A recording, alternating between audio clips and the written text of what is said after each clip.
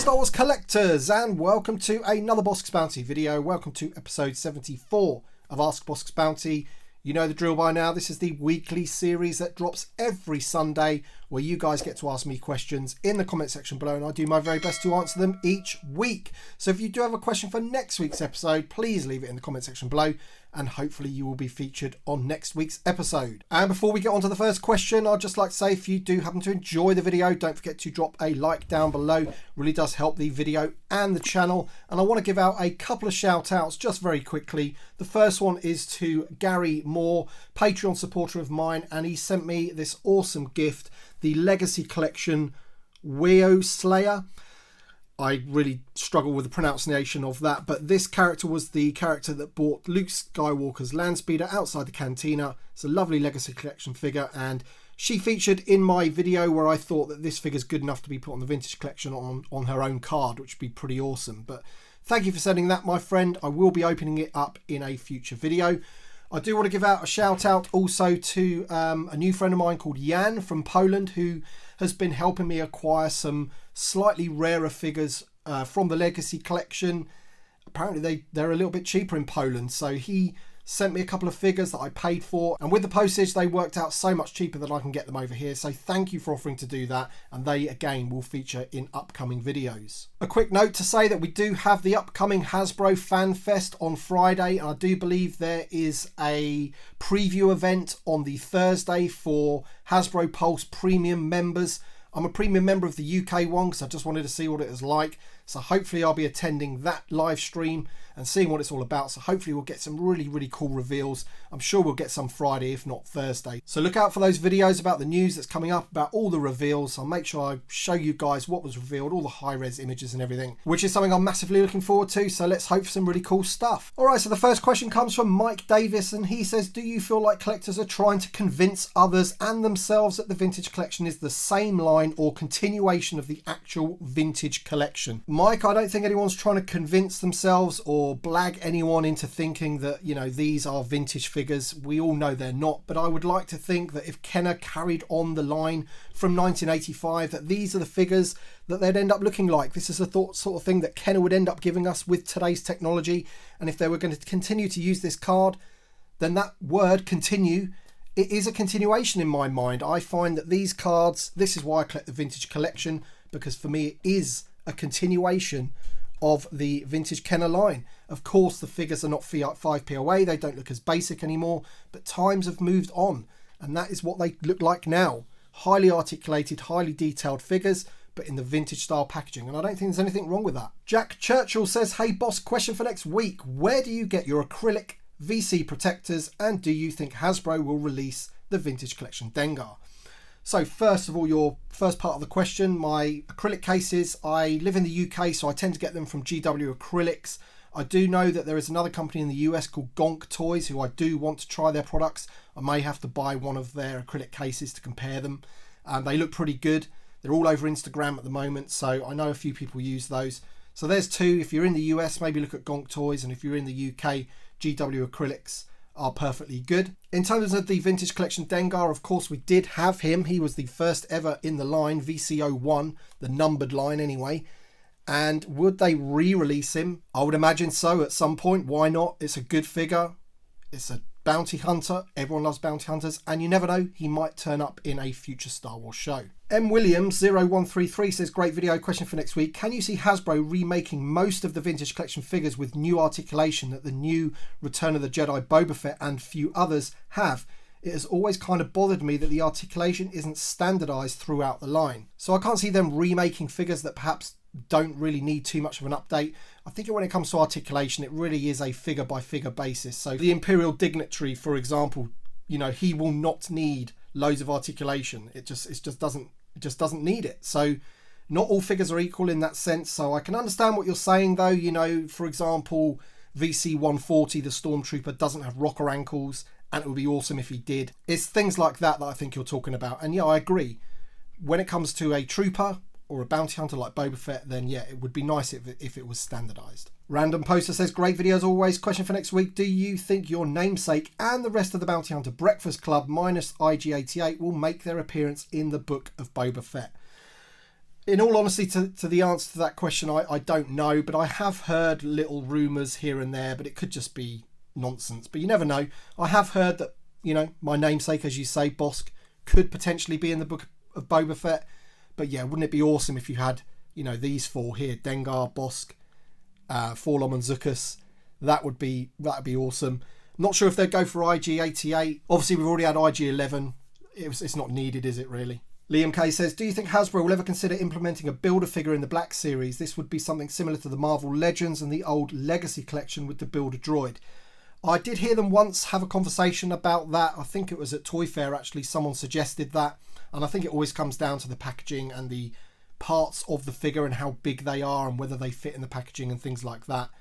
They tried it with Marvel Legends, and I think one of the bubbles contained the body or the head of some figure that was absolutely massive, and it kind of looked ridiculous. The piece was loads bigger than the actual figure. So I'm not sure if they'd do that. It would be extra expense for them, wouldn't it? They would have to charge more for them, so who knows? Bruce Wayne says, Bossk, always great content. Thank you, mate. My question to you is, what are your 5 personal favourite card backs? Throw in 2 runner-ups. And what is Little Bossk's favourite card back as well? Cheers, brother. Enjoy the week. So I did ask Little Bossk. Unfortunately, he can't be here to answer himself, but he said he likes the new Boba Fett card. Boba Fett's his favourite character at the moment, so that's quite an obvious answer for him. For me, I always go back to some of my favourites like Cody and the Luke Skywalker Dagobah Landing. I love those card backs.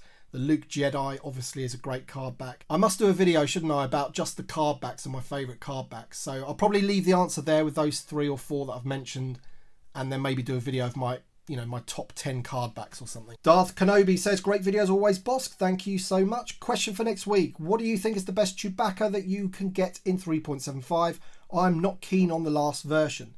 So when you say the last version, do you mean the one that came with the Falcon? Because I can understand why some people don't like the look of that figure. It did look a little bit strange to me. The thing is with the Chewbacca figure is that it hasn't really changed too much. I know the heads have been slightly different on some of them, but the bodies generally seem to be the same as far as I can tell. I quite like the 3.75 inch Black Series one from Return of the Jedi with the sort of split haircut with the centre parting. I do like that one. But of course you can't be the classic one that comes on the Star Wars card either. Anthony Hewitt says, great video Tim as always. Question for next week. No figure related, but do you think you have a favourite clone battalion? The 501st or other variants? Yep, it most certainly is the 501st. They are definitely my favourite battalion. I love the blue. I just love the look of them. Captain Rex, all of the ARC Troopers, they just look fantastic. If I had to do a close second, it would be the 212th. 1980s and Star Wars guy says, will Boba Fett get an updated holiday special variant in the VC?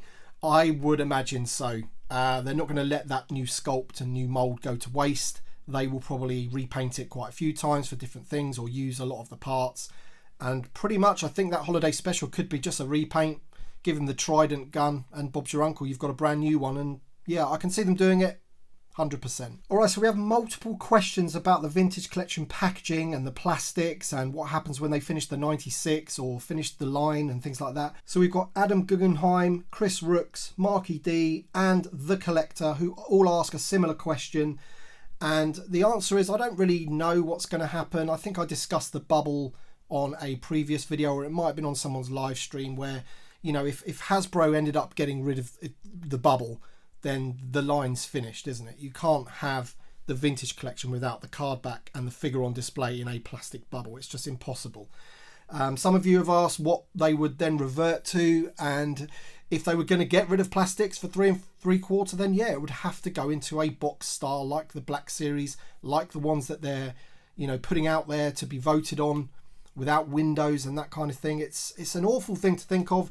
And I just think there are other better ways that you can save on plastics and stuff in your everyday life rather than looking at action figures and their packaging. I know plastic's a problem and the environment's important, but I just think there's better ways that we can save the planet. Another part of the collector's question was, do I find it odd that Hasbro seems to be inconsistent with their card choices, like choosing the correct image for Zutton and then deciding to choose Paplu because they wanted to stay authentic to the original 96?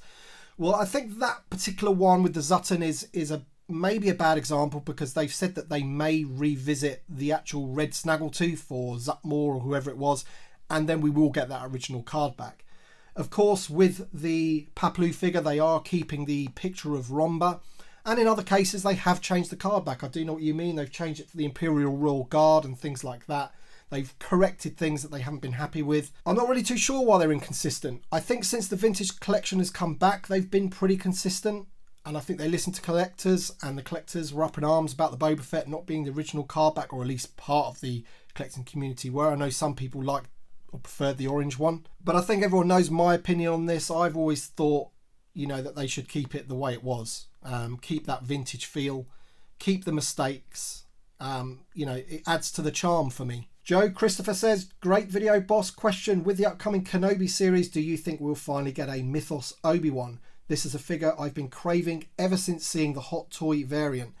I've seen that Hot Toy version and it looks incredible. And if Lucasfilm make Obi-Wan look like that in the show, then it will be fantastic. He will look awesome. And let's face it, we are going to be getting figures from the Book of Boba Fett. We will be getting figures from the Obi-Wan series. We'll be getting figures from the Cassian Andor series.